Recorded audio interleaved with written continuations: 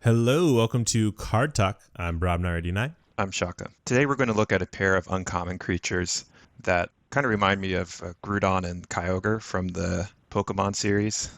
One was the ruler of land and one was the ruler of sea. These cards aren't rulers, but they are associated with the land and sea. So we'll start with Orphiel, Seas Chosen. 3 power, human monk, no armor.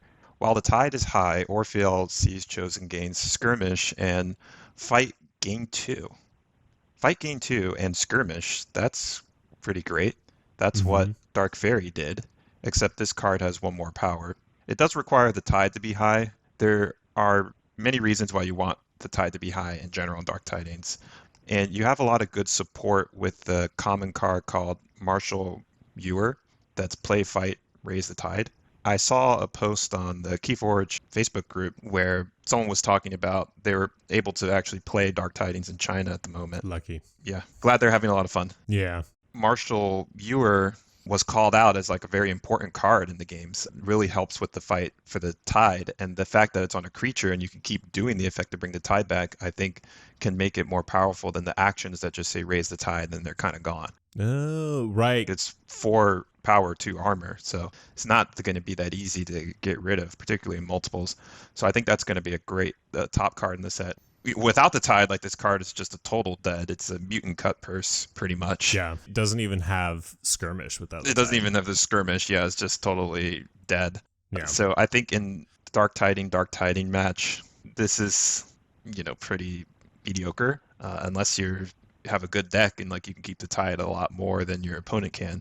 Offset, I think this is going to be pretty strong. Yeah, definitely. And there is in this set heal or harm is the common action that we mentioned yesterday. That's going to help you get immediate value out of hand from this card. As soon as it hits the board, you'll be able to skirmish and gain that too. So that'll be great. Yeah, I think there's another creature that like ready and fights with neighbors or something. So you could double dip with this. Yeah, so you could get some extra value pairing together with the Bad Gimagas.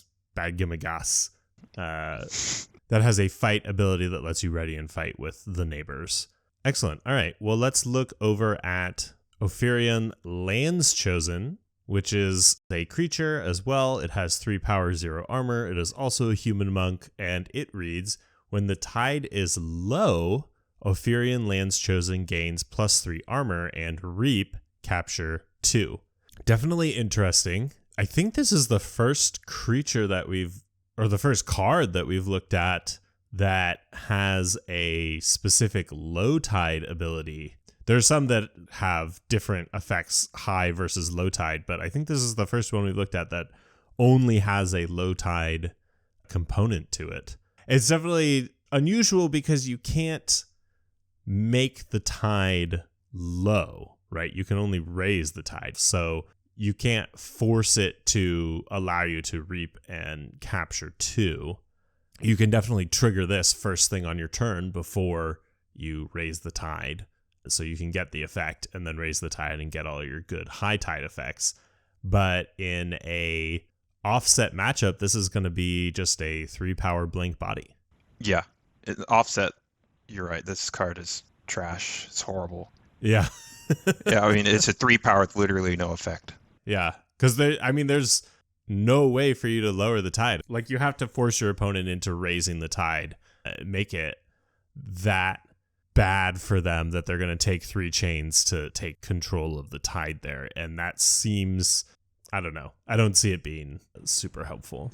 Yeah, I think this card was a bit of a miss in terms of the design. Like, maybe if the tide isn't high, it gets some of the boosting. But yeah, as this is written, offset, this card does nothing. Right. All right, well, let's talk about the Lands Chosen in set. We established out of set, it's just, oh my goodness.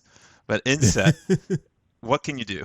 Let's say your Sanctum isn't relying much on the tide, or your Dark Tidings deck isn't relying much on the tide. I think decks like that will be out there. Like, there are mass mutation decks that don't have many enhancements or don't have mutant synergies and things like that, and they still work pretty fine because they have good cards. That's true. So Yeah. Lands Chosen, your opponent is trying to get the tide and stuff, and maybe you have a few throwaway cards here and there that raise the tide and they have to take it back and get chains. And if you have the Lands Chosen, it's like, oh, well, you took the tide, but now I have what is a pretty strong effect. Like a 3/3 creature with Reap, Capture 2 is nasty. You have to expend a lot of effort to get rid of it.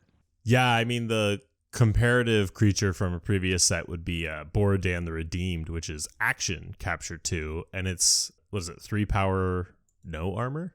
Yeah, it was elusive. Right. 3/3 is harder to deal with. Like, Borodan the Redeemed, you can damage him with actions, and then he'd go down pretty fast.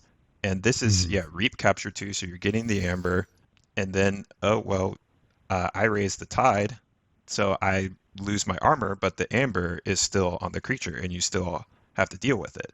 And if you take the Tide back, they're boosted again. Yeah, that's true. So I think in specific decks in set, this card can be pretty useful. Fair point. I definitely would still rather have Seas Chosen, but it'll have some use cases. I agree. I think Lands Chosen offset, I mean, it's a Osmo Martianologist level. It just simply doesn't do anything. Yeah. All right. Well, that has been our look at Orphiel, Seas Chosen, and Lands Chosen. Check back tomorrow for another look at another card.